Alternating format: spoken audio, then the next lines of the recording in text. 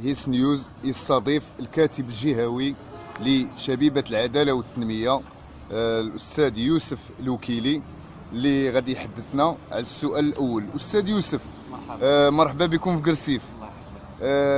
قرسيف حديث العهد بالالتحاق بالتنسيق الجهوي لشبيبة العدالة والتنمية. إذا شنو ضافوا لكم هاد الإخوان ديال قرسيف لهذا التنظيم ديال الشبيبة ديال العدالة والتنمية؟ بطبيعة الحال الإقليم ديال قرسيف وإن كان إداريا يلا التحق بالجهة الشرقية، فهو ثقافيا وبيئيا ومناخيا قديم مع الجهة الشرقية. فتح لنا آفاق ديال يعني الانفتاح على المغرب باعتباره منطقة عبور، وأضفنا واحد العدد ديال المناضلين الشرفاء اللي غادي يعطيو قوة للشبيبة بهذه الجهة إن شاء الله. إذا يعني قرسيف على ما كيبان في المستوى، على ما كنظن اكيد في المستوى نضاليا وفي المستوى بالرجالات والنساء ديالو.